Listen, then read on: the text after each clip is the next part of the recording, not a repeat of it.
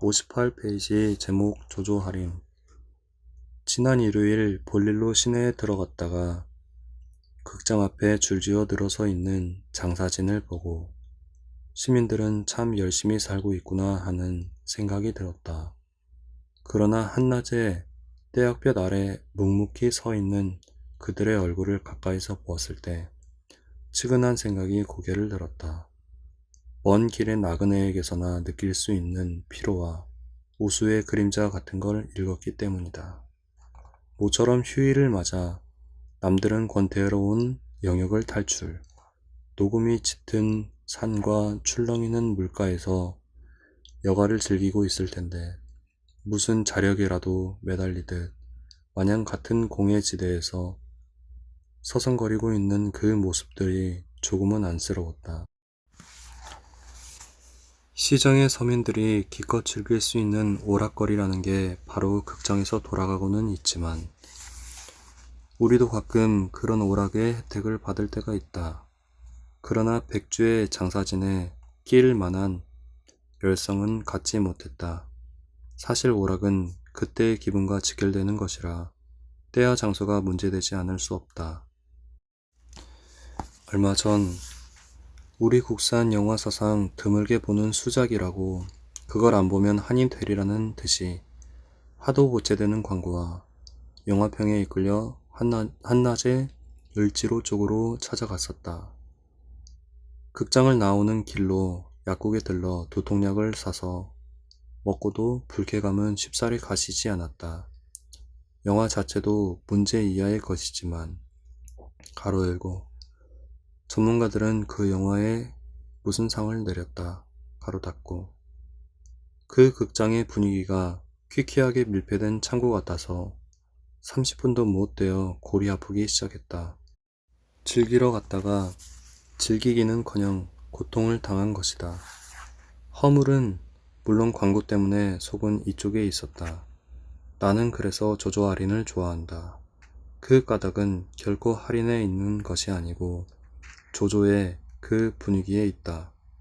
우선 창구 앞에 늘어설 필요가 없으니 절차가 간단해서 좋다. 줄지어 늘어서서 기다릴 때 오락은 절반쯤 그 폭이 줄어들 것이다.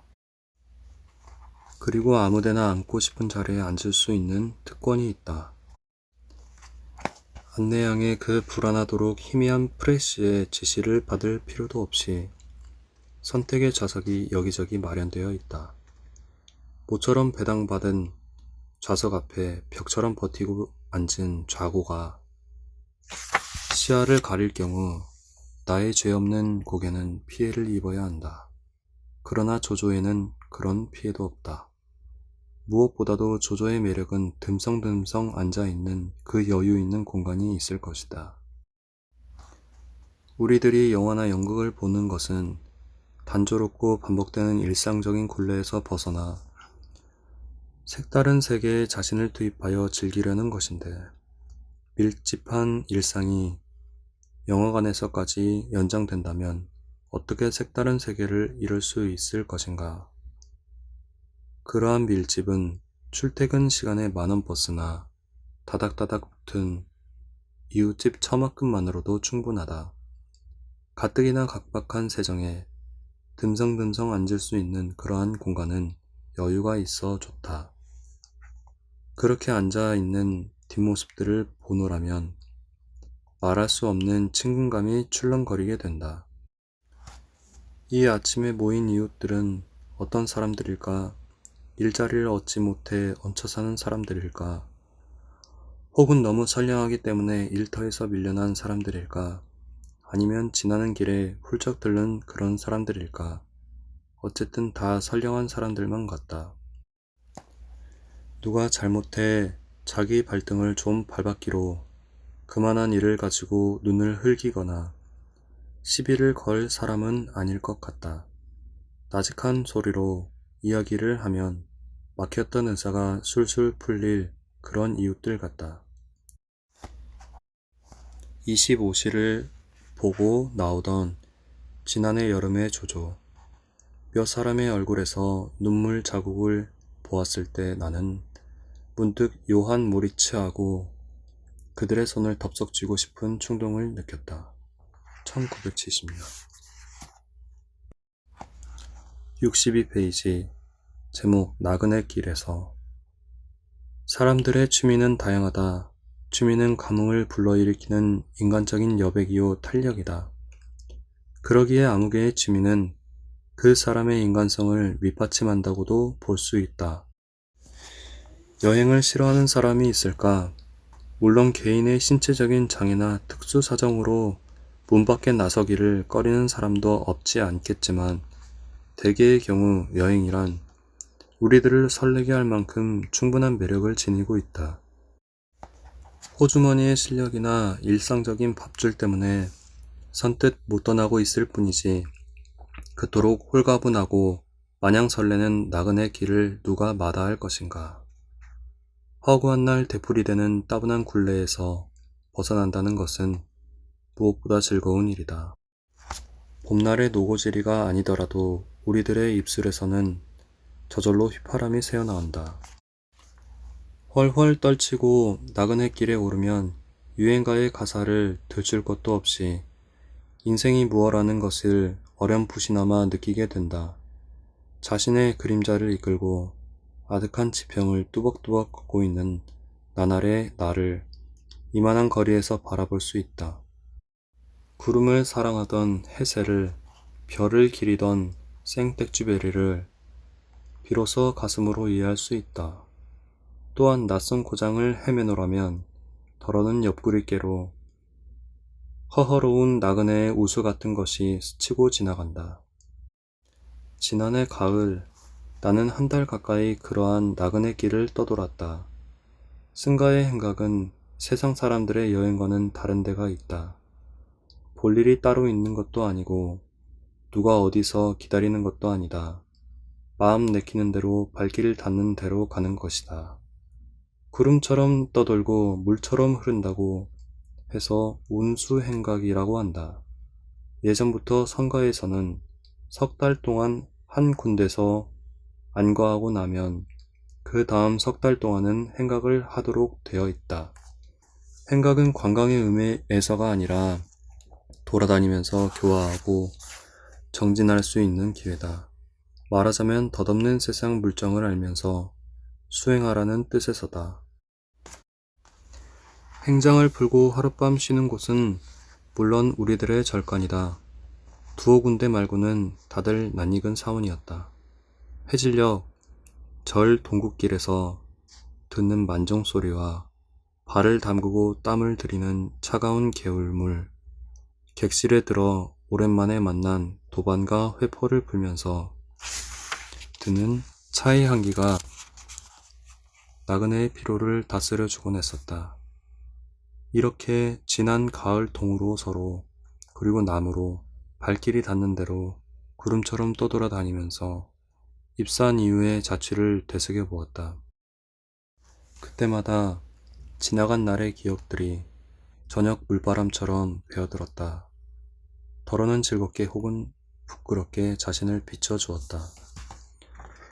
그러면서도 단 한 군데만은 차마 가볼 수 없는 데가 있었다. 아니, 참으로 가보고 싶은 곳이기 때문에 가기가 두려웠던 것이다. 출가한 지 얼마 안 된 시절 구도의 의미가 무엇인가를 배웠고 또한 빈틈없는 정진으로 선의 기쁨을 느끼던 그런 도량이라 두고두고 아끼고 싶었기 때문이다. 지리산에 있는 쌍계사 탑전. 그곳에서 나는 16년 전 은사효봉 선사를 모시고 단둘이서 안거를 했었다. 선사에게서 문자를 통해 배우기는 초발 심자 경문 한 권밖에 없지만 이곳 지리산 시절 일상생활을 통해서 입은 감화는 거의 절대적인 것이었다. 그 시절 내가 맡은 소임은 부엌에서 밥을 짓고 찬을 만드는 일이었다. 그리고 정진 시간이 되면 착실하게 좌선을 했다. 양식이 떨어지면 탁발, 가로, 열고 동량, 가로 닫고, 을 해오고 필요한 것이 있으면 40리 밖에 있는 구례장을 보아왔다. 하루는 장에 갔다가 돌아오는 길에 소설 한 권 사왔었다. 호돈의 주운 글씨라고 기억된다. 9시 넘어 취심 시간에 지대방 가로 열고 고방 가로 닫고 에 들어가 호롱불을 켜놓고 책장을 펼쳤다. 출가한 후 불경 이외의 책이라고는 전혀 접할 기회가 없던 참이라 그때의 책은 생생하게 흡수되었다. 한참을 정신없이 읽는데 방문이 열렸다. 선사는 읽고 있던 책을 보시더니 단박에 태워버리라는 것이다. 그런 걸 보면 출가가 안 된다고 했다. 새 속에 미련이 없는 것을 출가라고 한다. 그 길로 부엌에 나가 태워버렸다. 최초의 분서였다. 그때는 죄송스럽고 좀 아깝다는 생각이었지만 며칠 뒤에야 책의 한계 같은 걸 터득할 수 있었다. 사실 책이란 한낱 지식의 매개체에 불과한 것, 거기에서 얻는 것은 복잡한 분별이다. 그 분별이 무분별의 지혜로 심화되려면 자기응시의 여과 과정이 있어야 한다.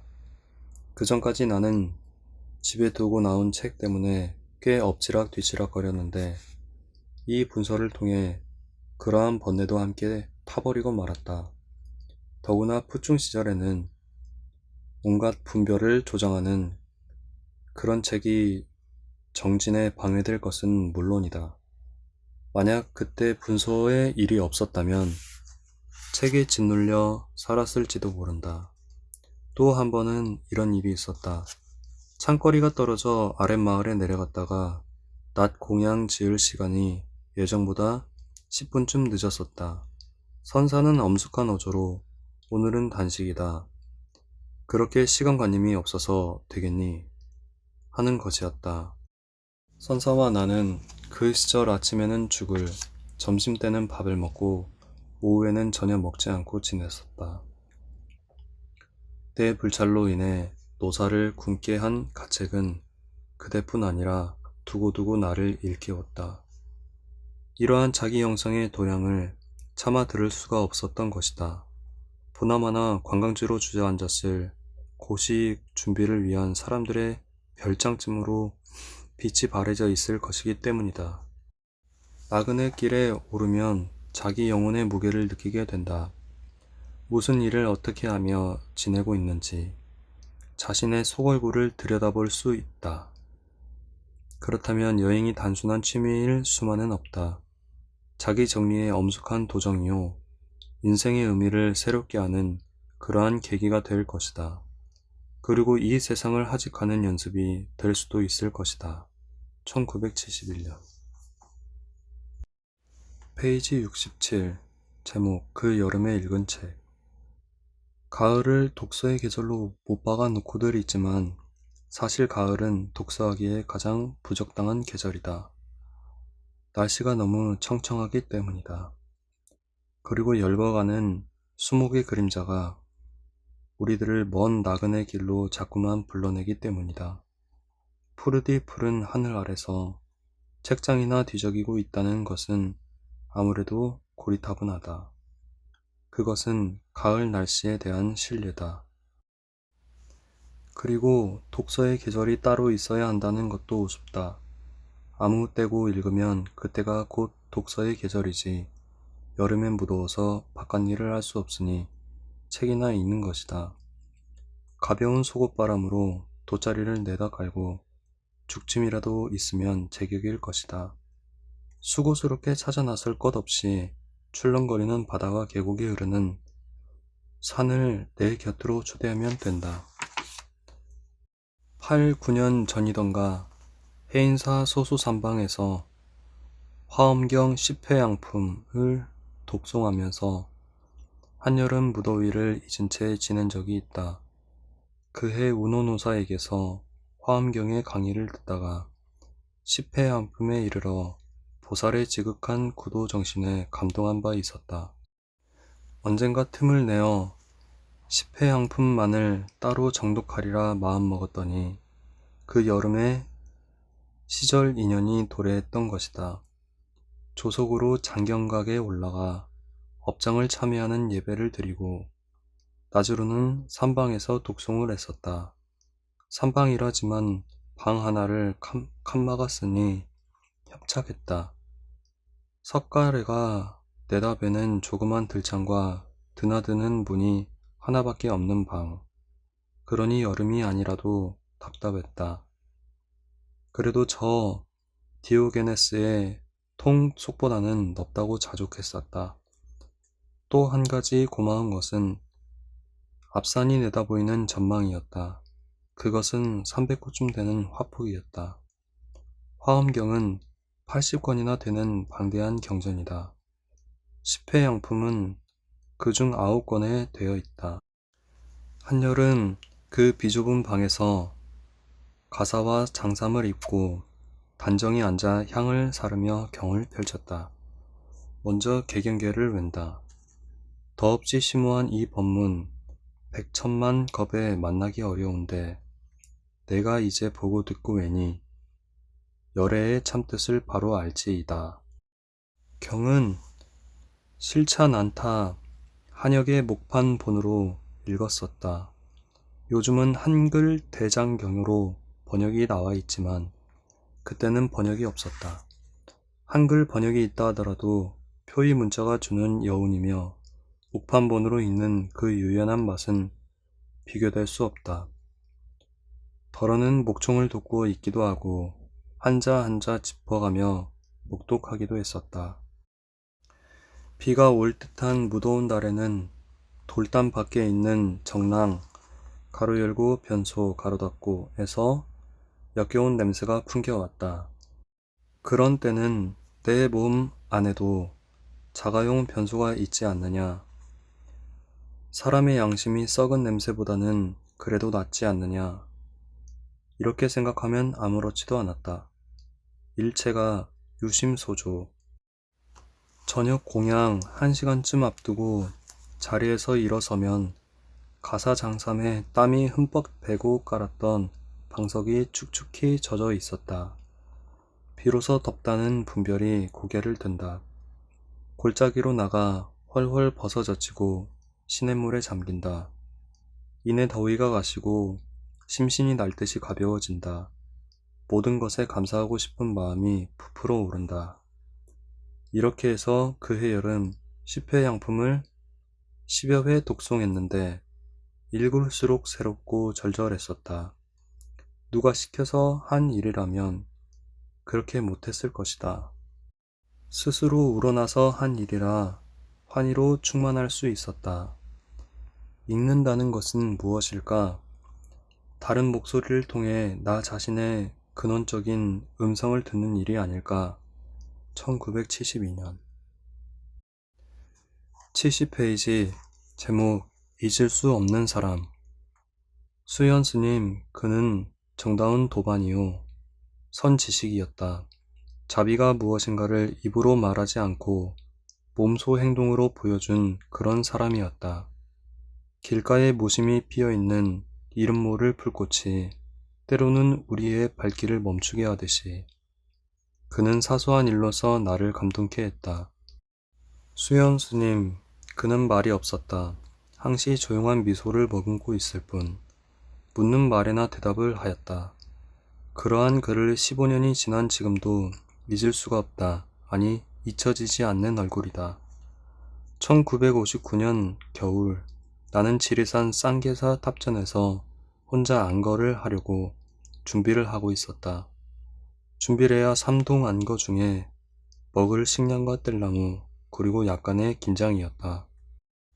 모시고 있던 은사효봉선사가 그해 겨울 네팔에서 열리는 세계 불교도 대회에 참석차 떠나셨기 때문에 나는 혼자서 지낼 수밖에 없었다. 음력 10월 초순 하동 악양이라는 농가에 가서 탁발을 했다. 한 닷새 한 걸로 겨울철 양식이 되기에는 넉넉했다.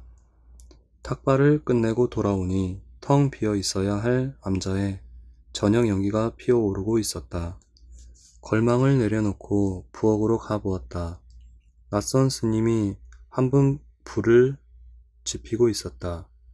나그네 스님은 누덕누덕 기운 옷에 해맑은 얼굴, 조용한 미소를 머금고 합장을 했다. 그때 그와 나는 결연이 되었던 것이다.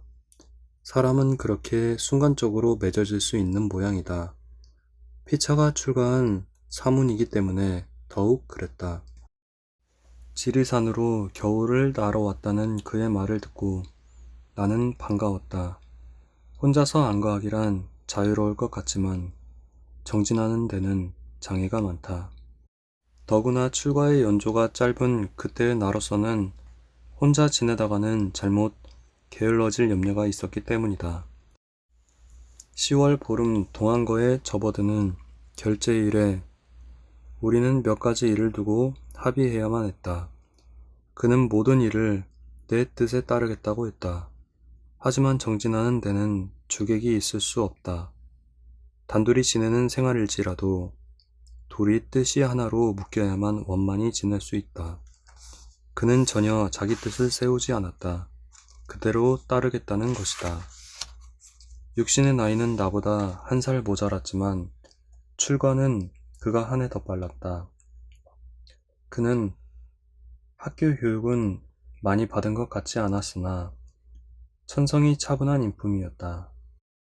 어디가 고향이며 어째서 출가했는지 서로가 묻지 않는 것이 승가의 예절임을 아는 우리들은 지나온 자취 같은 것은 알 수가 없다. 그리고 알 필요도 없다. 다만 그 사람의 언행이나 억양으로 미루어 교양과 출신지를 짐작할 따름이다. 그는 나처럼 호남 사투리를 쓰고 있었다. 그리고 그는 소화 기능이 안 좋은 것 같았다. 나는 공양주, 가로 열고 밥 짓는 소임, 가로 닫고를 하고 그는 국과 찬을 만드는 채공을 보기로 했다. 국을 끓이고 찬을 만드는 그의 솜씨는 보통이 아니었다. 시원치 않은 감일지라도 그의 손을 거치면 감로비가 되었다. 나는 법당과 정랑의 청소를 하고 그는 큰방과 부엌을 맡기로 했다. 그리고 우리는 하루 한 끼만 먹고 참선만을 하기로 했었다. 그때 우리는 초발심한 풋내기 사문들이라 계율에 대해서는 시펄했고 바깥일에 팔림이 없이 정진만을 열심히 하려고 했다. 그의 겨울 안거를 우리는 무사히 마칠 수 있었다.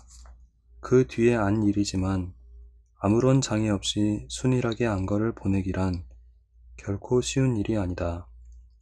이듬해 정월 보름은 안거가 끝나는 해제일, 해제가 되면 함께 행각을 떠나 여기저기 절 구경을 다니자고 우리는 그 해제철을 앞두고 마냥 부풀어 있었다.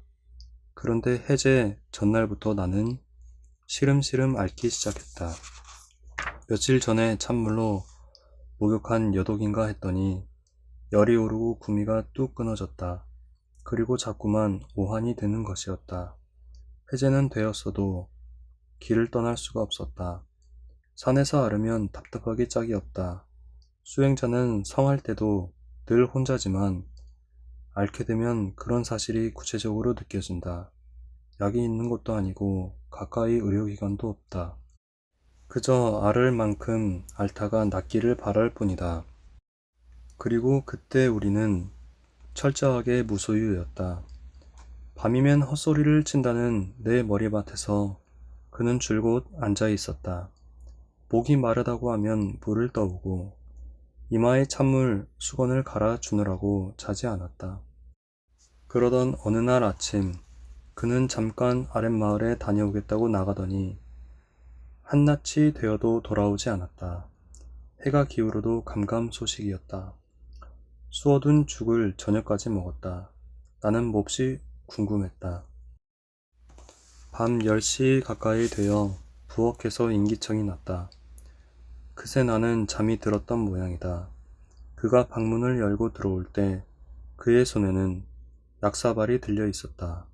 너무 늦었다고 하면서 약을 마시라는 것이다. 이때의 일을 나는 잊을 수가 없다. 그의 헌신적인 정성에 나는 어린애처럼 울고 말았다. 그때 그는 말없이 내 손을 꼭 쥐어 주었다. 암자에서 가장 가까운 약국이래야 40여 리 밖에 있는 굴의 읍이었다.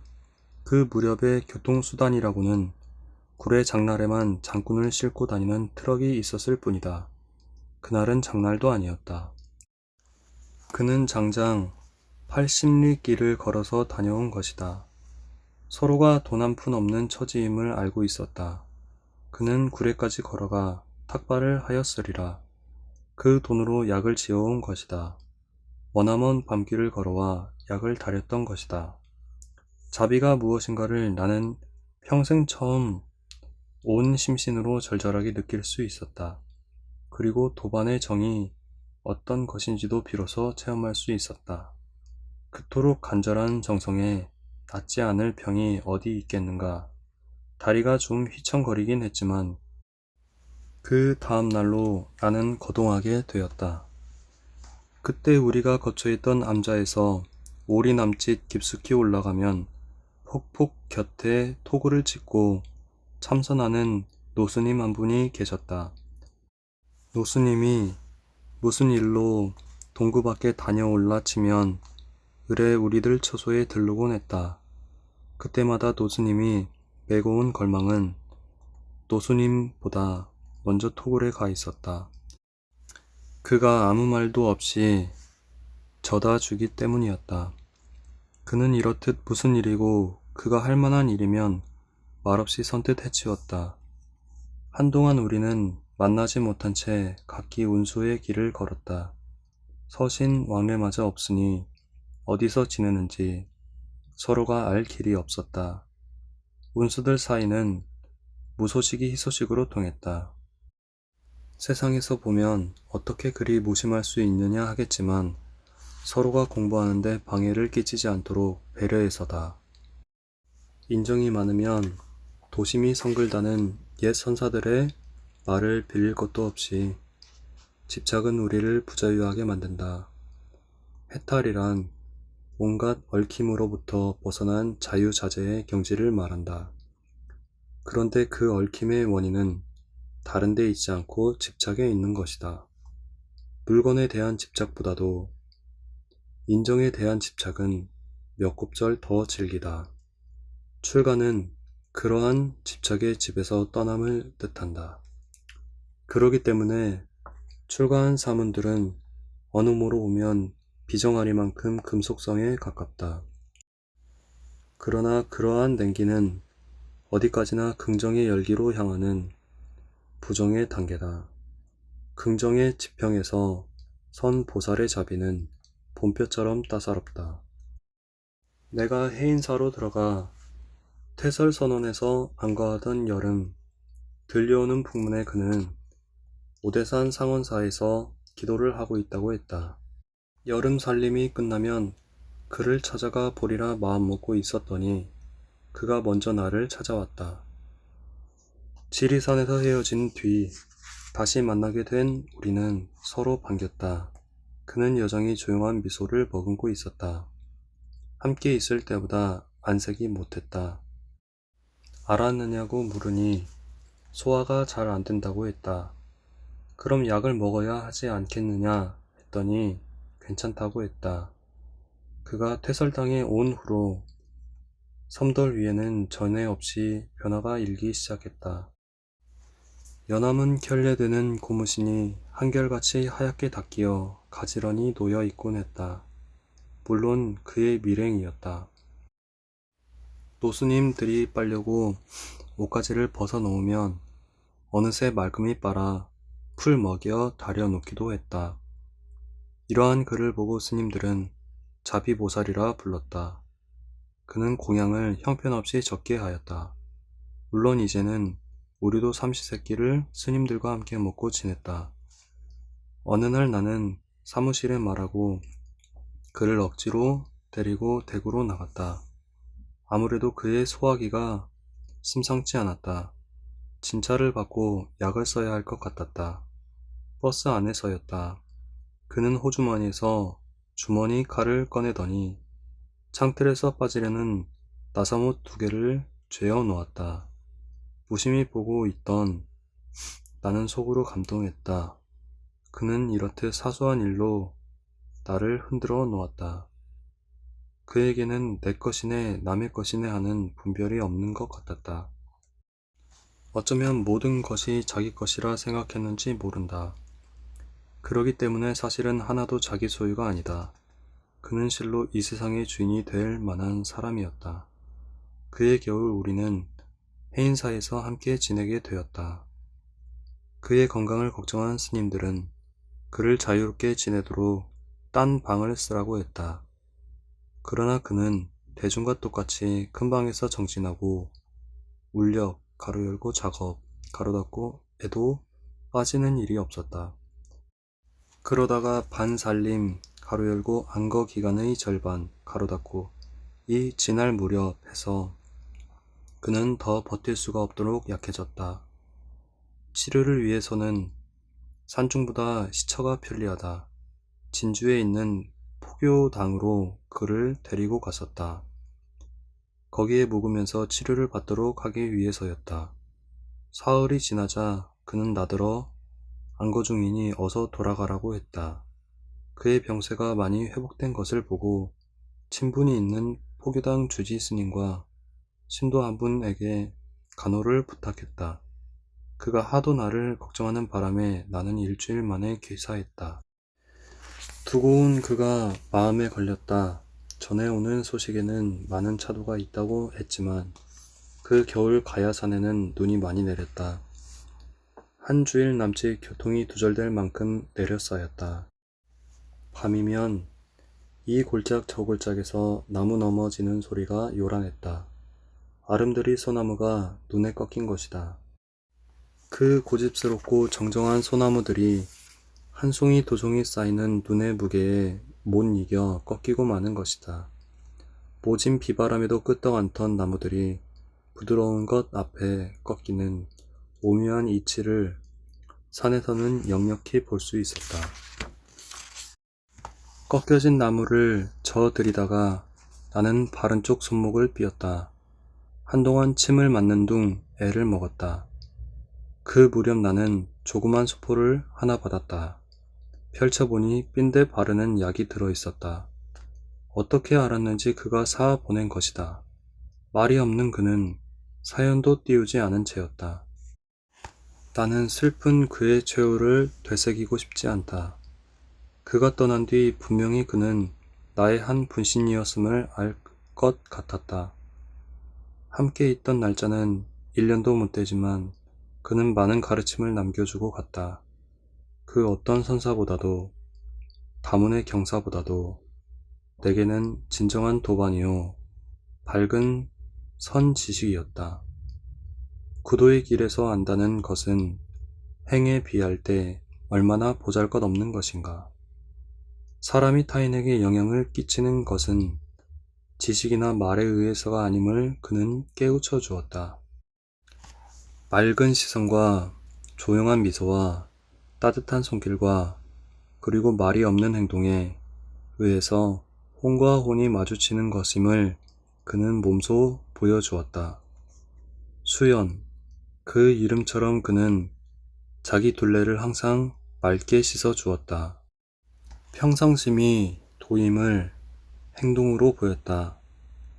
그가 성내는 일을 나는 한 번도 본 적이 없다. 그는 한 말로 해서 자비와 화신이었다.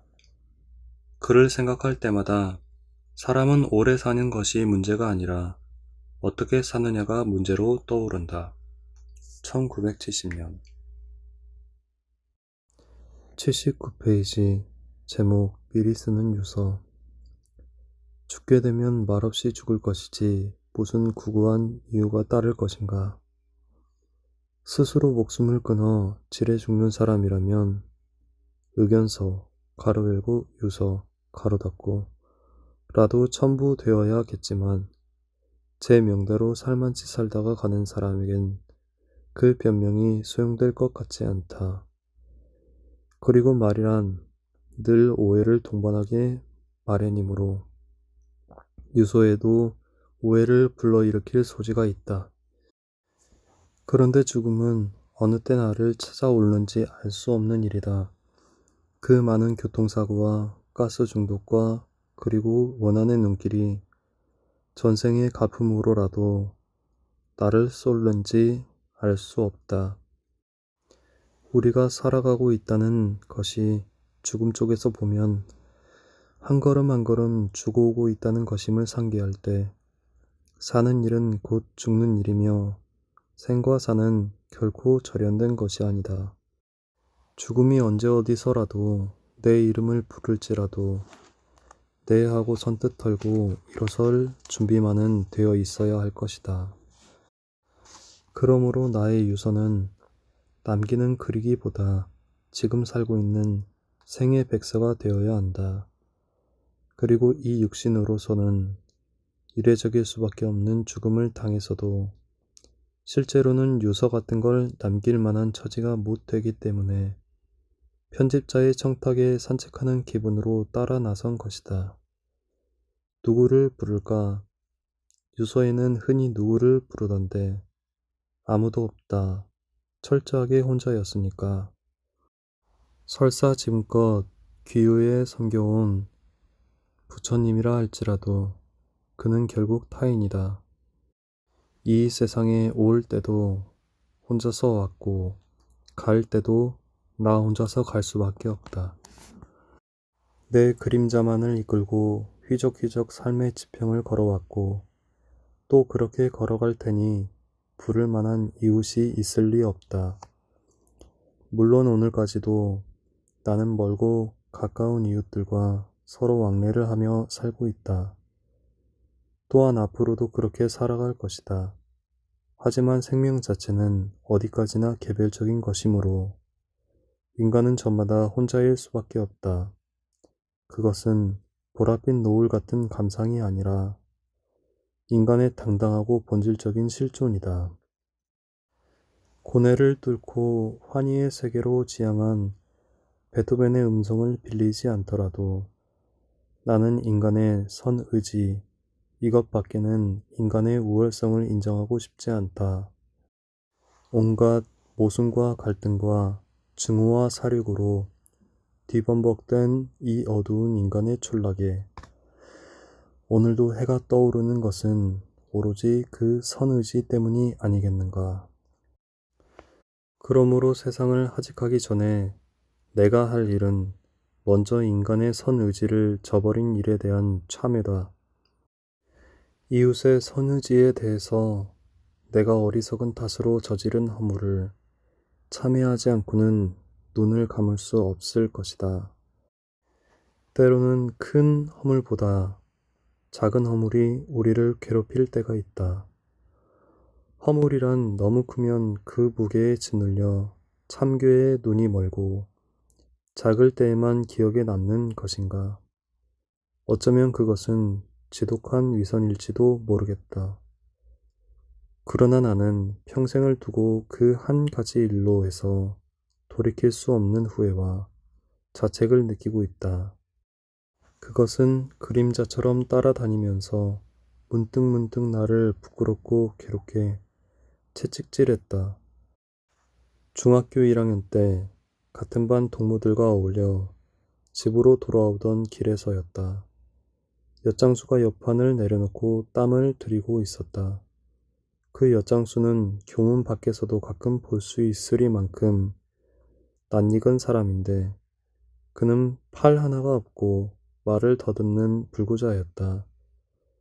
대서 땐 우리는 그 엿장수를 둘러싸고 엿가락을 고르는 채 하면서 적지 않은 엿을 슬쩍슬쩍 빼돌렸다. 돈은 서너 가락치밖에 되지 않았다. 불구인 그는 그런 영문을 전혀 모르고 있었다. 이 일이 돌이킬 수 없는 이 일이 나를 괴롭히고 있다. 그가 만약 넉살 좋고 건강한 엿장수였더라면 나는 벌써 그런 일을 잊어버리고 말았을 것이다. 그런데 그가 장애자라는 점에서 지워지지 않은 채 자책은 더욱 생생하다. 내가 이 세상에 살면서 지은 허물은 헤아릴 수 없이 많다. 그 중에는 용서받기 어려운 허물도 적지 않을 것이다. 그런데 무슨 까닭인지 그때 저지른 그 허물이 줄곧 그림자처럼 나를 쫓고 있다. 이 다음 세상에서는 다시는 더 이런 후회스러운 일이 되풀이되지 않기를 진심으로 빌며 참회하지 않을 수 없다. 내가 살아생전에 받았던 배신이나 모함도 그때 한 인간의 순박한 선의지를 저버린 과보라 생각하면 능히 견딜 만한 것이다. 날카로운 면도날은 밟고 가기 어렵나니 현자가 이르기를 구원을 얻는 길 또한 이같이 어려우니라. 우파니샤드의 이 말씀을 충분히 이해할 것 같다. 내가 죽을 때에는 가진 것이 없을 것이므로 무엇을 누구에게 전한다는 번거로운 일도 없을 것이다. 본래 무일물은 우리들 사문의 소유관념이다. 그래도 혹시 평생에 즐겨 읽던 책이 내 머리맡에 몇 권 남는다면 아침 저녁으로 신문이요 하고 나를 찾아주는 그 꼬마에게 주고 싶다. 장례식이나 제사 같은 것은 아예 소용없는 일. 요즘은 중들이 세상 사람들보다 한술 더 떠 거창한 장례를 치르고 있는데 그토록 번거롭고 부질없는 검은 의식이 만약 내 이름으로 행해진다면 나를 위로하기는커녕 몹시 화나게 할 것이다. 평소의 식탁처럼 나는 간단명료한 것을 따르고자 한다. 내게 무덤이라도 있게 된다면 그 차가운 빗돌 대신 어느 여름날 아침에 좋아하게 된 양귀비꽃이나 모란을 심어달라 하겠지만 무덤도 없을 테니 그런 수고는 끼치지 않을 것이다. 생명의 기능이 나가버린 육신은 보기 흉하고 이웃에게 짐이 될 것이므로 조금도 지체할 것 없이 없애주었으면 고맙겠다. 그것은 내가 벗어버린 헌옷이니까. 물론 옮기기 편리하고 이웃에게 방해되지 않을 곳이라면 아무 데서나 답이 가로 열고 화장 가로 닫고 해도 무방하다. 사리 같은 걸 남겨 이웃을 귀찮게 하는 일을 나는 절대로 하고 싶지 않다. 육신을 버린 후에는 훨훨 날아서 가고 싶은 곳이 있다. 어린 왕자가 사는 별나라 같은 곳이다. 의자의 위치만 옮겨 놓으면 하루에도 해지는 광경을 몇 번이고 볼 수 있다는 아주 조그만 그런 별나라. 가장 중요한 것은 마음으로 봐야 한다는 것을 안 왕자는 지금쯤 장미와 사이좋게 지내고 있을까? 그런 나라에는 귀찮은 입국 사진 같은 것도 필요 없을 것이므로 한번 가보고 싶다. 그리고 내 생애에도 다시 한반도에 태어나고 싶다. 누가 뭐라 한데도 모국어에 대한 애착 때문에 나는 이 나라를 버릴 수 없다. 다시 출가 수행자가 되어 금생에 못다한 일들을 하고 싶다. 1971년 85페이지 제목 인연과 인간 1. 내 생각의 실마리는 흔히 버스 안에서 이루어진다. 출퇴근 시간에 붐비는 시내버스 안에서 나는 삶의 밀도 같은 것을 실감한다. 선실이나 나무 그늘에서 하는 사색은 한적하긴 하지만 어떤 고정관념에 갇혀 공허하거나 무기력해지기 쉬운데 달리는 버스 안에서는 살아 움직이고 있다는 생동감을 느낄 수 있다. 종점을 향해 계속해서 달리고 있는 버스는 그 안에 실려 가는 우리들에게 인생의 의미를 적잖게 부여하고 있다. 산다는 일이 일종의 연소요, 자기 소모라는 표현에 공감이 간다.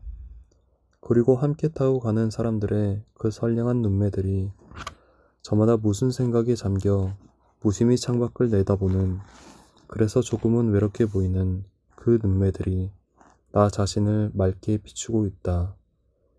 그 눈매들은 연대감을 갖게 한다. 이 시대와 사회에서 기쁨과 아픔을 함께하고 있다는 그러한 연대감을 갖게 한다. 나는 얼마 전부터 아무리 바쁜 일이 있더라도 택시를 타지 않는다. 탈 줄을 몰라서가 아니라 타고 싶지가 않아서다. 주머니 실력도 실력이지만 제멋대로 우쭐대는 물가의 그 곶대에 내 나름대로 저항하기 위해서다. 그리고 보다 중요한 이유는 택시 안에서는 연대감을 느낄 수 없다는 점이다. 돈을 더 내면 편하고 신속하게 나를 운반해 주겠지만 그때마다 이웃과의 단절을 번번이 느끼게 된다. 붐비는 차 속에서 덜어는 구둣발에 밟히기도 하고 옷구름이 타지는 수도 있지만 그런 데서 도리어 생명의 활기 같은 것을 느낄 수 있어 견딜만 하다. 그리고 버스를 타면 운전사와 승객 사이의 관계를 통해 새삼스레 공동 운명체 같은 것을 헤아리게 된다. 그가 딴전을 부린다거나 운전을 위태롭게 한다면 그로 인한 피해는 우리 모두의 것이 된다. 그러기 때문에 그의 기술과 노고를 인정하면서도 차를 제대로 몰고 가는지 당초의 약속대로 노선을 지키면서 가는지에도 무관심할 수 없다. 머리 위에서 고래고래 뿜어대는 유행가와 우습지도 않은 만담이 우리를 몹시 피곤하게 하지만 운전사가 좋아하는 것일 테니 참고 견딜 수밖에 없다. 끝없는 인내는 다스림을 받는 우리 소시민들의 차지이니까. 2. 사람을 흙으로 빚었다는 종교적인 신화는 여러 가지로 상징적인 의미가 있을 것이다. 고대 인도인들도 우리들 신체의 구성 요소로 흙과 물과 불과 바람을 들고 있는데 쇠붙이나 플라스틱을 쓰지 않고 흙으로 만들었다는 데는 그만한 의미가 있을 것이다.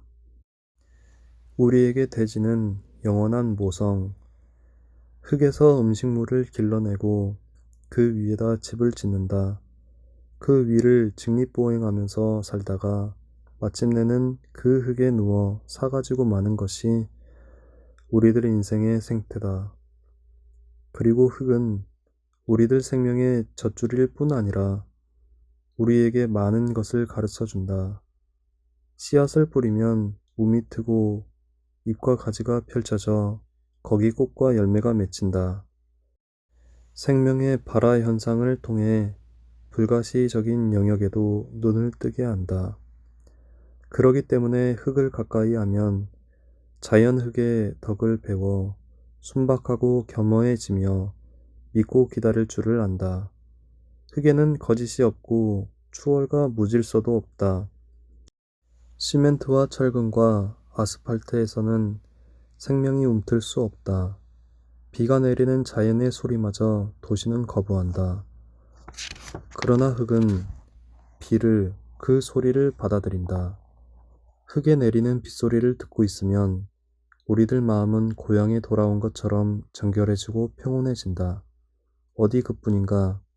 구두와 양말을 벗어버리고 일구어 놓은 밭흙을 맨발로 감촉해보라. 그리고 흙냄새를 맡아보라. 그것은 약동하는 생의 기쁨이 될 것이다. 그런데 잘 살겠다는 구실 아래 산업화와 도시화로 치닫고 있는 오늘의 문명은 자꾸만 흙을 멀리하려는 데 모순이 있다. 생명의 원천인 대지를 멀리하면서 곡식을 만들어내는 어진 농사꾼을 짓밟으면서 어떻게 잘 살 수 있을 것인가. 산다는 것은 추상적인 관념이 아니라 구체적인 현상이다. 따라서 어디에 뿌리를 내리고 있느냐에 의해 삶의 양상은 여러 가지로 달라질 것이다. 요즘의 식량난은 심상치 않은 일 같다. 그것이 세계적인 현상이고 그 전망은 결코 밝을 수 없다고들 한다. 그 까닭을 늘어나는 인구에다만 돌려버릴 성질의 것은 아니다. 흙을 더럽히고 멀리한 과보임에 틀림없을 것이다. 흙으로 빚어진 인간에게 인간의 실상이 무엇인가를 경고하는 소식은 아닐까. 어쩌면 다행한 일인지도 모르겠다. 눈먼 인류에게, 흙을 저버린 우리들에게 흙의 은혜를 거듭 인식해야 할 계기가 된다면. 3. 현대인들은 이전 사람들에 비해서 아는 것이 참 많다. 자기 전공 분야가 아니라도 신문, 잡지와 방송 등의 대량 매체를 통해 많은 것을 알게 된다. 그래서 똑똑하고 영리하기만 하다. 이해와 타산에 민감하고 겉과 속이 같지 않다. 매사에 약사빠를 뿐 아니라 성급하고 참을성이 모자라는 현대인들에게서 끈기나 저력 혹은 신의 같은 것은 아예 기대할 수 없다. 물결에 씻긴 조약돌처럼 달아질 대로 달아져 매끈거린다. 한 선사의 논지던 이야기를 생각해보면 어리석음과 지혜로움이 결코 무연하지 않은 것임을 알 수 있다. 해월 선사는 절 곁에 논을 쳤다. 쓸모없이 버려진 땅을 보고 논을 만들었으면 싶었다. 때마침 흉년이 들어 동구 사람들이 살기가 어렵게 된 것을 보고 그들을 불러다 일을 시킨다. 한 달, 두 달이 걸려도 논은 쉽사리 이루어지지 않는다. 보는 사람마다 그 노임으로 더 많은 돈을 살 수 있을 것이라고 만류하지만 끝내 굽히지 않는다. 마침내 그를 미친 노장이라고 비웃게 된다. 선사는 못 들은 채 날이 새면 일터에 나가 일꾼들과 어울려 일을 한다. 이와 같이 해서 몇백 평의 논이 이루어졌다.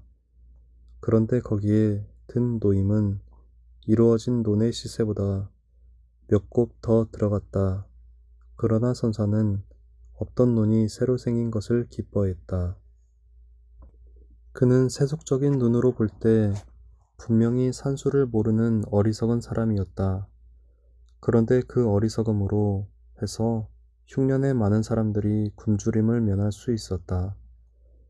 그와 같은 사연이 깃들인 논이므로 절에서는 그 논을 단순한 땅마치기로서가 아니라 오늘날까지도 사풍의 상징처럼 소중하게 여기고 있다.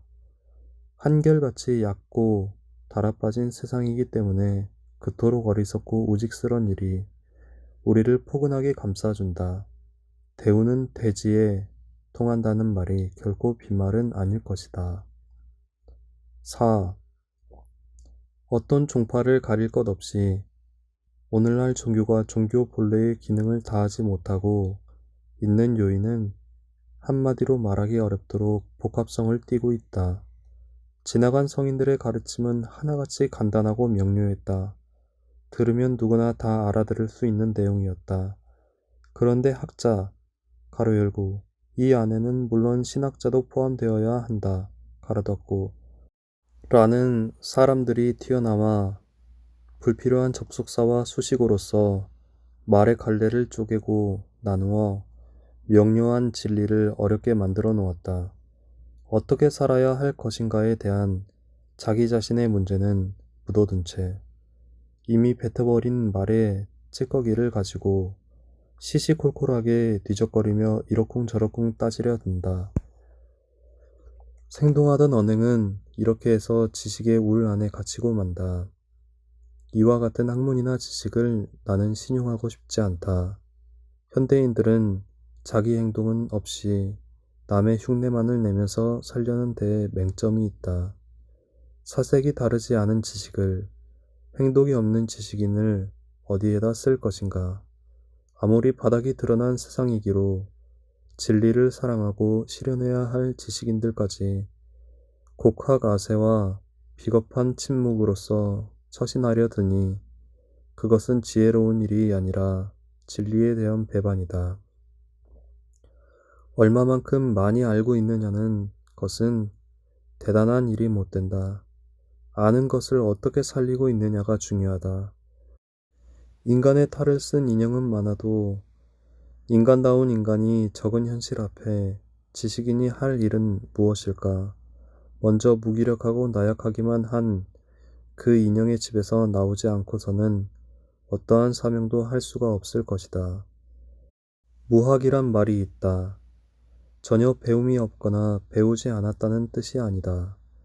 학문에 대한 무용론도 아니다. 많이 배웠으면서도 배운 자취가 없는 것을 가리킵니다. 학문이나 지식을 코에 걸지 않고 지식 과잉에서 오는 관념성을 경계한 뜻에서 나온 말일 것이다. 지식이나 정보에 얽매이지 않은 자유롭고 발랄한 삶이 소중하다는 말이다. 여러 가지 지식에서 추출된 진리에 대한 신념이 일상화되지 않고서는 지식 본래의 기능을 다할 수 없다. 지식이 인격과 단절될 때 그 지식인은 사이비요 위선자가 되고 만다. 책임을 질 줄 아는 것은 인간뿐이다. 이 시대의 실상을 모른 채 하려는 무관심은 비겁한 회피요 일종의 범죄다. 사랑한다는 것은 함께 나누어 짊어진다는 뜻이다. 우리에게는 우리 이웃의 기쁨과 아픔에 대해 나누어 가질 책임이 있다. 우리는 인형이 아니라 살아 움직이는 인간이다. 우리는 끌려가는 짐승이 아니라 신념을 가지고 당당하게 살아야 할 인간이다. 1974년 93페이지 제목 녹은 그 쇠를 먹는다.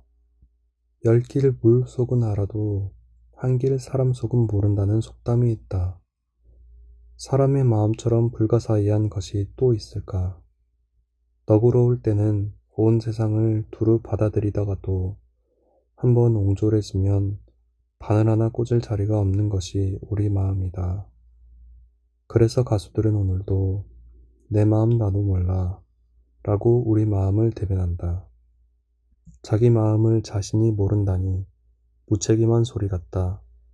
하지만 이것은 평범하면서도 틀림이 없는 진리다.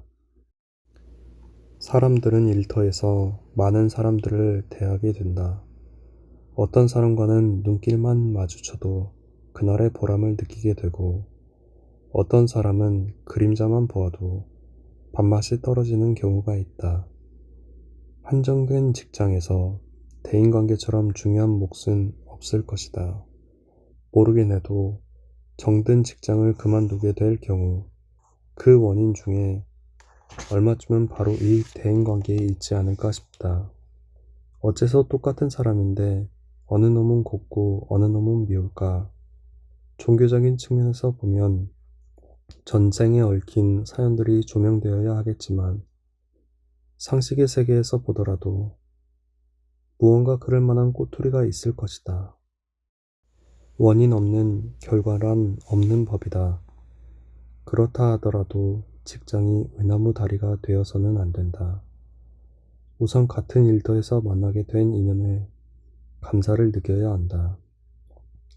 이 세상에는 30몇 억이나 되는 엄청난 사람들이 살고 있다. 그 중에도 동양 또 그 속에서도 5천만이 넘는 한반도, 다시 분단된 남쪽, 서울만 하더라도 600만이 넘는 사람들 가운데서 같은 직장에 몸담아 있다는 것은 정말 아슬아슬한 비율이다. 이런 내력을 생각할 때 우선 만났다는 인연에 감사하지 않을 수 없다. 안 잊고 온 일이 있더라도 내 마음을 내 스스로가 돌이킬 수밖에 없다. 남을 미워하면 저쪽이 미워지는 게 아니라 내 마음이 미워진다.